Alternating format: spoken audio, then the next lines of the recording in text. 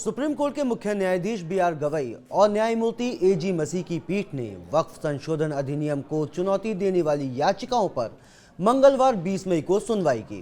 भारत के मुख्य न्यायाधीश बी.आर. गवई ने मंगलवार को कहा कि संसद द्वारा पारित कानून संवैधानिक माने जाते हैं और जब तक कोई स्पष्ट और गंभीर समस्या ना हो, अदालतें हस्तक्षेप नहीं कर सकती। उन्होंने ये टिप्पणी वक्फ संशोधन अधिनियम के खिलाफ याचिकाओं पर सुनवाई करते हुए कही। दरअसल कोर्ट में कपिल सिब्बल ने दोहराया कि कानून का उद्देश्य वक्फ संपत्तियों को जब्त करना है। इस पर मुख्य न्यायाधीश गवई ने जवाब दिया कि संसद द्वारा पारित कानून में संवैधानिकता की धारणा है। जब तक कोई स्पष्ट मामला नहीं बनता, तब तक अदालतें हस्तक्षेप नहीं कर सकती, खासकर वर्तमान परिदृश्य में, और हमें इससे अधिक कुछ कहने की आवश्यकता नहीं है। सीजीआई ने कहा कि मैंने एक एएसआई संरक्षित मंदिर का दौरा किया। मैंने देखा कि भक्त वहां जाकर प्रार्थना कर सकते हैं। तो क्या इस तरह की घोषणा से आपका प्रार्थना करने का अधिकार छिन जाता है? जिस पर कपिल सिब्बल ने कहा कि अगर आप कहते हैं कि वक्फ मान्यता रद्द की जाती है, तो इसका मतलब ये है कि प्रॉपर्टी अब वक्फ नहीं है। मेरा कहना है कि यह प्रावधान अनुच्छेद 25 का उल्लंघन है। इसे न्यायालय के रिकॉर्ड पर लिया गया है कि याचिकाकर्ताओं ने कहा है कि ये कानून संविधान के अनुच्छेद 25 का उल्लंघन करता है और नागरिकों से उनकी धार्मिक प्रथाओं को जारी रखने का अधिकार छीन जाएगा। मंगलवार को हुई सुनवाई के बाद बुधवार को भी सुप्रीम कोर्ट में सुनवाई जारी रहेगी।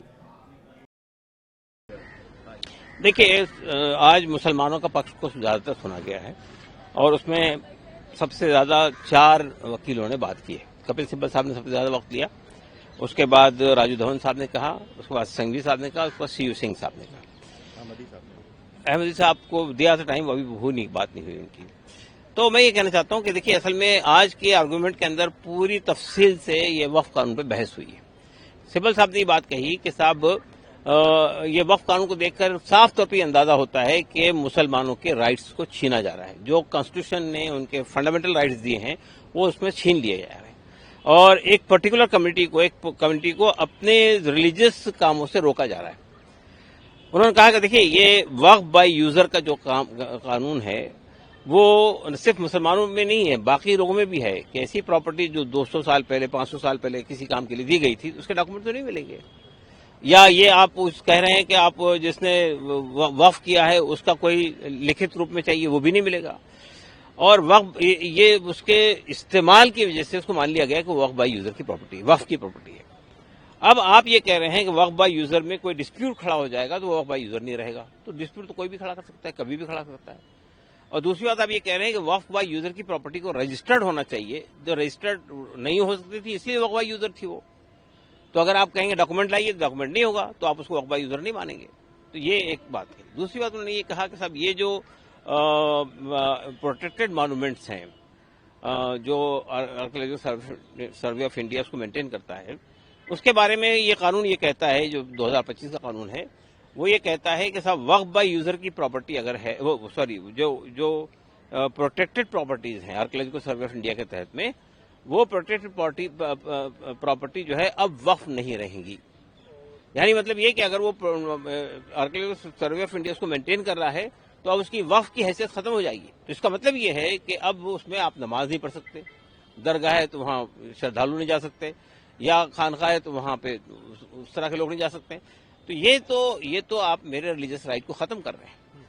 तो ये जो तरीका है कि साहब प्रोटेक्टेड मॉन्यूमेंट, और उनका ये खुद प्रोटेक्टेड मॉन्यूमेंट का आर्कियोलॉजिकल सर्वे ऑफ इंडिया का जो कानून है उसमें भी ये बात मेंशन नहीं है। वो ये कहता है कि हमारा काम सिर्फ मेंटेनेंस का है, बाकी रिलीजियस पर्पस के लिए वो इस्तेमाल होती रहेगी। आप उसका रिलीजियस पर्पस के लिए हटा रहे हैं।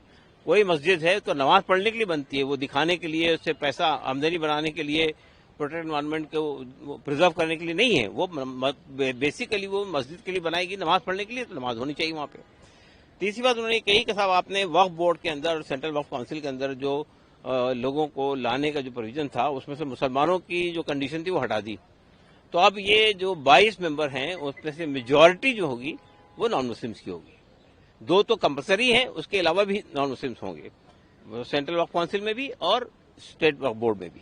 और उसके बाद ये कहा कि साहब वो गवर्नमेंट नॉमिनेट करेगी, इलेक्शन वाला वो भी खाता खत्म कर दिया आपने, तो गवर्नमेंट नॉमिनेट करेगी तो कैसे लोग होंगे, क्या करेंगे, ये बात अच्छी तरह वाकिफ है।